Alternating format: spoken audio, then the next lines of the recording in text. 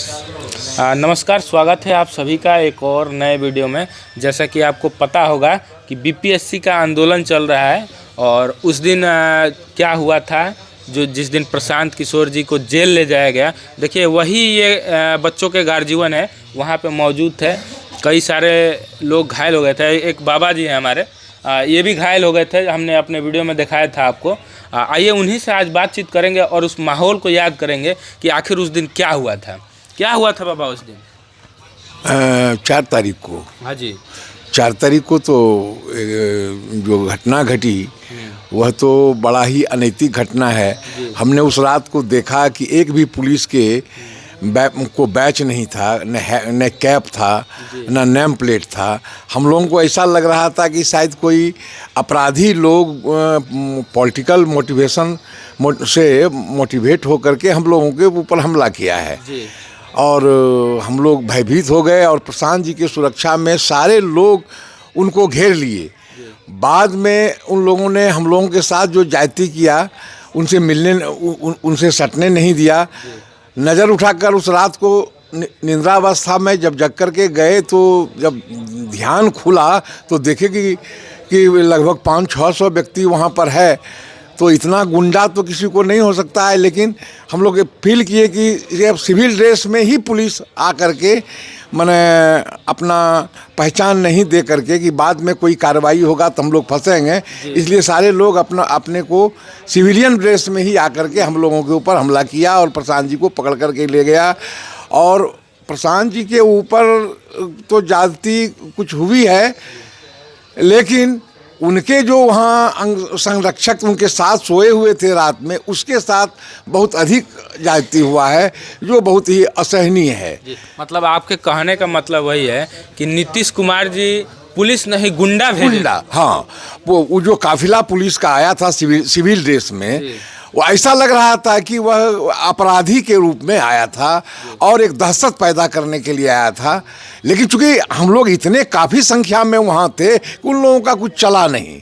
फिर भी लोगों को प्रतिकार करने में वो लोग रोक लिए। अंततोगत्वा प्रशांत जी को पकड़कर एम्बुलेंस में बैठा करके ले गए। उसके बाद हम लोग किसी तरह से बाहर निकले, सब गेट बंद कर दिया। हम लोग निकलना वहाँ से मुश्किल था, किसी तरह दीवार तड़प करके हम लोग बाहर निकले और बस से फिर हम लोग एम्स गए और एम्स में हम लोगों ने रोकना चाहा। वहाँ पर भी बहुत देर, घंटों मुकाबला पुलिस से हुई है, खींचातेरी हुई है। हमारे नौजवान गाड़ी के नीचे लेट गए और जितने भी लोग थे उसमें तो जनसुराज के लोग तो कम ही थे, ज़्यादातर छात्र ही थे और कुछ गार्जियन लोग थे। हम तो गार्जियन के रूप में ही उनके समर्थन में आए हुए हैं। वहाँ पे आप घायल भी हो गए थे, हमने देखा था वीडियो में, धक्का मुक्की में गिर गए थे। गिर गए थे हम गिरे थे, लेकिन फिर भी हमारे हाथ में एक कंबल था, कंबल भी छूट गया। लेकिन वहाँ से उठे तो छात्रों ने विशेष भूमिका निभाया और उसने गाड़ी को घंटों वहाँ रोके रहा और वहाँ किसी तरह से जब गाड़ी वहाँ से निकली तो उसके पीछे हम लोग लगभग 10-12 गाड़ी का काफिला उन प्रशांत जी के गाड़ी का पीछा किए और पुलवामा थाना में डीएसपी ने हम लोगों को रोका और हम लोगों से रोक करके प्रशांत जी को अकेले लेकर के कहाँ चले गए, इन लोगों की इसकी जानकारी हम लोगों को नहीं हुई। डीएसपी ने कहा कि आप लोगों को कैद किया, अरेस्ट किया, आप लोग चलिए हाजत में बंद होइए और आप लोग फ्री हैं, अगर इधर उधर कीजिएगा तो हाजत में बंद कर देंगे। तो हम लोग तो कोई अपराधी तो थे नहीं, कोई अनैतिक कार्य तो हम कर नहीं रहे थे। हम तो प्रशांत किशोर जो अभी राष्ट्र नायक के रूप में पूरे देश में उभर रहे हैं, एक जेन्युइन कॉज के लिए बीपीएससी, वो तो पदयात्रा कर रहे थे।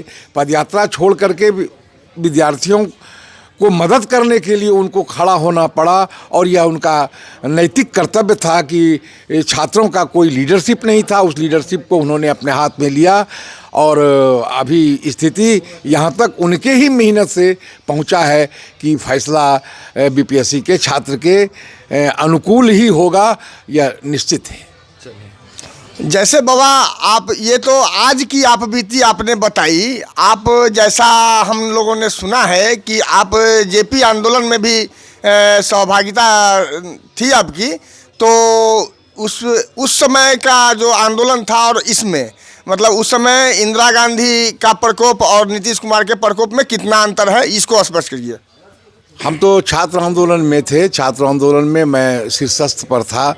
मैं भागलपुर यूनिवर्सिटी का स्टूडेंट यूनियन का प्रेसिडेंट था। लालू प्रसाद पटना यूनिवर्सिटी के प्रेसिडेंट थे और हमारी भूमिका बहुत ही अग्रणी रहा है। इंदिरा गांधी और नीतीश कुमार में कोई तुलना नहीं है। नीतीश कुमार तो इंदिरा गांधी तो कम से कम इतना था कि कानूनी रूप से उस आंदोलन को कुचलना चाह रहे थे। यह तो वैधानिक रूप से इस का विरोध नहीं कर रहे हैं। ये तो पुलिस को गुंडे के रूप में इस्तेमाल करके इस आंदोलन को दबाना चाह रहे हैं। इंदिरा गांधी इसमें तो बहुत का अंतर है। इंदिरा गांधी ने इमरजेंसी लगाया, यही एक दुर्भाग्यपूर्ण बात थी जिस इमरजेंसी के कारण बिहार के बड़े बड़े नेताओं को, एवं जयप्रकाश नारायण को भी जेल में डाल दिया और बहुत माने अत्याचार जेल डाल करके उन्होंने किया। आवाज़ बंद कर दे, इमरजेंसी लगाकर लोगों की आवाज़ को बंद कर देना चाहा। लेकिन जो भी इंदिरा गांधी कर रही थी वह वैधानिक रूप से, कानूनी रूप से कर रही थी। उस समय राष्ट्रपति उनके फेवर में थे, जो चाहती थी वो कर देती थी। लेकिन अभी तो नीतीश कुमार का स्थिति तो बहुत ही दयनीय है। वह तो एक आम आदमी के तरह, जैसे बाहुबली लोग करते हैं, उसी तरह एक बाहुबली के रूप में, एक मुख्यमंत्री के रूप में थोड़े वो इस आंदोलन को दबा रहे हैं। वो तो इस आंदोलन को एक बाहुबलियों का जो टेरर होता है, उसी तरह का टेरर पैदा करके छात्रों को डराना चाह रहे हैं।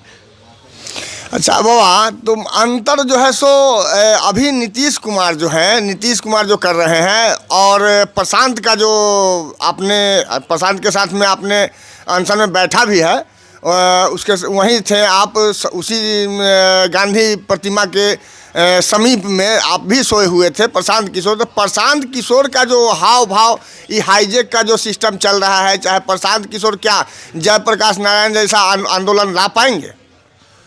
लाभ पाएंगे क्या कि जो जयप्रकाश नारायण का जो आंदोलन था वह गैर कांग्रेसियों का एक षड्यंत्र था, जो सत्ता में सिर्फ आना चाहते थे और वो लोग सत्ता में आ भी गए और विद्यार्थियों को, आंदोलन को एक्सप्लॉइट करके पॉलिटिकल पार्टी ने उसको हाईजैक कर लिया और सारे लोग सत्ता में आए और 40 वर्षों से सत्ता का सुख भोग और आश्चर्य की ज़िंदगी ये लोग जी रहे हैं। और जयप्रकाश जी का जो संपूर्ण क्रांति था, हृदय परिवर्तन का जो नारा था, वह सब ताक पर है। ना तो उनके अनुयायियों ने अपना हृदय परिवर्तन किया और ना भोग और ऐश्वर्य की बात को उन्होंने छोड़ा, उसी प्रतिद्वंदिता में लग गए। वंशवाद, जिस वंशवाद का विरोध करके ये लोग सत्ता में आए, वही वंशवाद आज ये लोग खुद अख्तियार कर रहे हैं। मतलब कहने का मतलब यही है कि नीतीश सरकार एकदम से गुंडागर्दी पर पहले इतना अत्याचार तो इंदिरा गांधी ने भी नहीं किया था, जितना नीतीश सरकार इस टाइम एकदम इसमें दो राय नहीं है। इंदिरा गांधी तो नेताओं का सम्मान करते थे। जेल में भी जो नेता जाते थे वो उनको उतनी यातना और प्रताड़ना नहीं मिलता था, सबको डिवीज़न मिलता था, सबको सम्मानजनक ढंग से वो जेल में रखते थे। नीतीश कुमार तो एकदम लगता है कि गुंडागर्दी कर रहा है। वो एक मुख्यमंत्री का जो रोल होना चाहिए, संवैधानिक रोल होना चाहिए, आवाज़ उठाने वाले का या अपने डिमांड के लिए, उसके प्रति इनका व्यवहार जो हो रहा है एकदम असंवैधानिक हो रहा है, संविधान के विपरीत हो रहा है। जो एक आम आदमी, वो हमने तो कहा ना कि जो बाहुबली का जो टेरर होता है, वही टेरर ये पूरे बिहार में फैला रहे हैं। नेता प्रतिपक्ष का कहना है कि प्रशांत किशोर बीपीएससी के छात्रों के मुद्दा को दबा दिया है, बस ये अपना चेहरा चमकाने के लिए काम कर रहे हैं। अरे चेहरा चमकाने के लिए तो वो पदयात्रा कर रहे थे, गांव-गांव जा रहे थे, सारे बिहार की जनता उनको पहचान रही थी, सभी उसका सम्मान कर रहे थे और उनके बातों से लोग प्रभावित हो रहे थे, उनके समर्थन में आ रहे थे। और इसमें चेहरा चमकाने की, उनका तो चेहरा विगत 10 वर्षों से पूरे हिंदुस्तान में चमक रहा है, उनको कौन नहीं जानता है। जो एक सलाहकार पॉलिटिकल लोगों का सलाहकार रणनीतिकार रहा, जबकि वो किसी भी ना तो पद पर रहा, ना कहीं उसको बंगला अलॉट किए, ना कोई सुविधा उनको मिला, फिर भी उनको एक सलाहकार के रूप में, एक राजनीतिक विशेषज्ञ के रूप में, पॉलिटिकल एक्टिविस्ट के रूप में पूरा देश जान रहा है। इसमें चेहरा चमकाने का क्या सवाल है? चेहरा चमकाना उनको रहता तो यही करते हो। वो तो एक विद्यार्थियों का कोई लीडरशिप नहीं, जैसे छात्र आंदोलन में 18 मार्च 1974 को जो घटना घटी, पटना में गोली चली, अब्दुल गफूर का शासन था, उसमें अत्याचार लड़के पर हुआ, लड़के जाकर अपना अपना जब घर गए, अपने अपने कॉलेज में जब गए, तो एक वायलेंस की स्थिति पूरे बिहार में हो गया। बिहार तो जलने की स्थिति में आ गया था। माननीय चंद्रशेखर जी उसमें कांग्रेस के युवा तुर्क नेता थे, उन्होंने आकर के जयप्रकाश जी को अनुनय किया, प्रार्थना किया और कहा कि बाबा आप हम लोगों को तो कांग्रेस अपमान करके जो अपमानित कर ही रहा है, हम कांग्रेस में हैं। और इंदिरा गांधी ने बाजबरदस्ती मोहन धारिया, कृष्णकांत और चंद्रशेखर को पार्टी से निकाल दिया और हम लोगों का तो कोई इज्जत ही नहीं है। और बिहार, अब छात्र आंदोलन में बिहार जल के राख हो जाएगा। पूरे बिहार में वायलेंस शुरू हो गया है और ऐसी स्थिति में अगर आप नहीं अगुवाई कीजिएगा तो बिहार जल के राख हो जाएगा। अंतोगत्वा जयप्रकाश जी को नेतृत्व को स्वीकार करना पड़ा और चंद्रशेखर जी के आदेश पर लालू प्रसाद उस समय स्टूडेंट यूनियन के नेता थे, उन्होंने 2000 छात्रों को लेकर डाक बंगला चौराहा पर 22 तारीख को जमा हुआ और जयप्रकाश जी ने उसी दिन आकर के बिहार के आंदोलन का नेतृत्व लिया और सारे छात्र अहिंसक क्रांति की ओर मुड़ गए और वायलेंस बंद हो गया। हमने खुद अपने हाथ से 10 बम चलाया है भागलपुर में जाकर के। जो अखबार पूरे इंडियन नेशन उसमें अखबार निकलता था, उसमें भागलपुर का नाम सबसे अगले पृष्ठ पर निकलता था कि पूरे हिंदुस्तान में भागलपुर जो है सबसे मोस्ट सेंसिटिव प्लेस है। हाँ, हमने जो यहाँ देखा था पटना में अत्याचार, लाठी गोली, सब कुछ, कई छात्र मरे थे, स्वाभाविक है। अपने साथियों को मरते देख करके कोई भी वायलेंस पर उतर सकता है। हम लोग वायलेंस पर उतर गए थे। रेल पटरी तोड़ना, पुल तोड़ना, जहाँ तहाँ पुलिस पर हमला करना, ये सब स्थिति हो गई थी। भागलपुर का मैं स्पेशली बात बता रहा हूँ ईमानदारी पूर्वक। लेकिन जयप्रकाश जी के आ जाने के बाद पूरा का पूरा देश जो है एकदम अहिंसक क्रांति में बदल गया और 77 आते आते जनता पार्टी बन गई। अनुभव, आदर्श और त्याग के संगम पर जनता पार्टी गठन हुआ।